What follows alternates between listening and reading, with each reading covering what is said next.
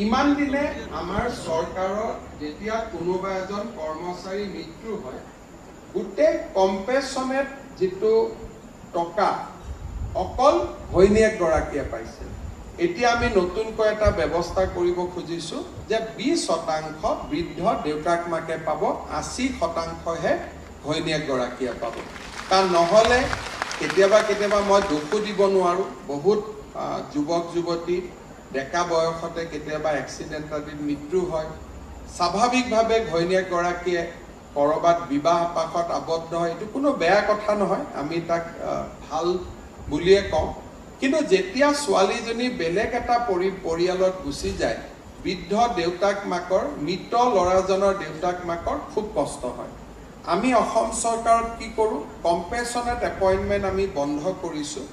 কিন্তু এজন ব্যক্তিৰ চাকৰিৰ সময়ত মৃত্যু হলে চাকৰি থকা কাল চোৱালৈকে আমি গোটেই দৰমহা দি থাকো। কিন্তু দৰমহাটো কাক দিওঁ? ঘৈণীয়েক গৰাকীক দিওঁ। এইবাৰৰ পৰা আমি নিয়ম কৰিছো যে 80% দৰমহা আমি ঘৈণীয়েক গৰাকীক দিম আৰু 20% দৰমহা আমি দেউতাক মাকক আমি দিম, যাতে খুব ধুনীয়াকৈ দেউতাক মাকেও এটা ভাল জীৱন লৈ থাকিব পাৰে আৰু ছোৱালী গৰাকীৰো যাতে মংগল হয়। এই কথাখিনি মই উল্লেখ কৰাৰ মূল কাৰণটোৱে হ'ল এইটো যে আমি খুব আমাৰ জীৱনত খুব সংবেদনা থাকিব লাগে, আমি সেনচিটিভ হ'ব লাগে। দেউতা মাই আমাক পঢ়ুৱাই কষ্ট কৰি ইমানখিনি ডাঙৰ কৰিলে। কেতিয়াবা আমি ল'ৰাসকলে যেতিয়া বিয়া বাৰু কৰোঁ, ল'ৰা ছোৱালীক স্কুলত পঢ়াবলগীয়া হয়, সমস্যাত আমি চবেই থাকোঁ, দেউতা মাৰ কথা পাহৰি যাওঁ।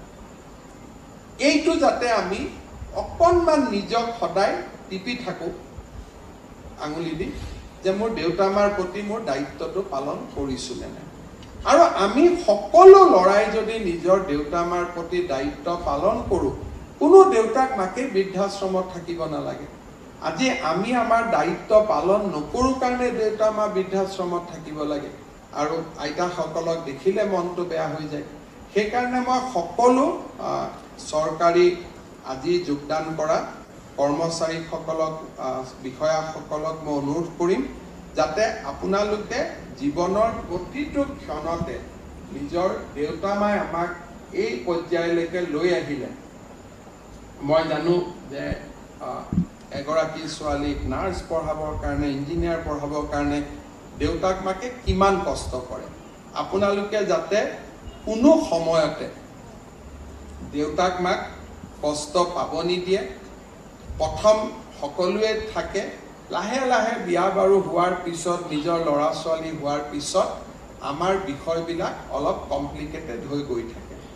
এটা কথা মই সদায় অনুৰোধ কৰিম যে মোৰ ল'ৰা ছোৱালীৰ পৰা মই যেনেকুৱা মৰম আশা কৰোঁ, মোৰ পৰাও মোৰ দেউতা মাই তেনেকুৱাই মৰম আশা কৰে। It is a cycle of love. আমি সদায় মনত ভাবি থাকোঁ যে মোৰ ল'ৰাটোক লৈ মই খেলি থাকোঁ, ফূৰ্তি কৰি থাকোঁ, আৰু মই মনত ভাবি থাকোঁ যে মোৰ ল'ৰাটোৱে মোক সদায় এনেকৈ মৰম দি থাকিব। কিন্তু মোৰ ল'ৰাটোক মৰম কৰি থকাৰ সময়ত অকণমান সময়ৰ কাৰণে মই পাহৰি যাওঁ যে মোৰ দেউতা আৰু মাৰ বুকুখনো সুদা হৈ আছে, মোৰ অপেক্ষাত তেওঁলোকে ৰখি আছে। গতিকে নিজৰ ল'ৰা ছোৱালীৰ প্ৰতি দায়িত্ব পালন, নিজৰ পৰিয়ালৰ প্ৰতি দায়িত্ব পালন, লগতে নিজৰ দেউতাক মাকৰ প্ৰতিও দায়িত্ব পালন, ইয়ে জীৱন একোটা সফল কৰি তোলে। ই আমাক এটা সাৰ্থক জীৱনৰ অধিকাৰী কৰি তোলে, আমাক একোজন পূৰ্ণাংগ মানুহ কৰি তোলে। আৰু যি ল'ৰা ছোৱালীয়ে নিজৰ দেউতাক মাকক সন্মান কৰে, সি কাৰ্যালয়তো কেতিয়াও অন্যায়ৰ হকে থিয় হৈ থাকিব নোৱাৰে। সি নিজৰ ৱৰ্ক প্লেচতো সদায় এজন পূৰ্ণাংগ মানুহৰ দৰে কাম কৰে।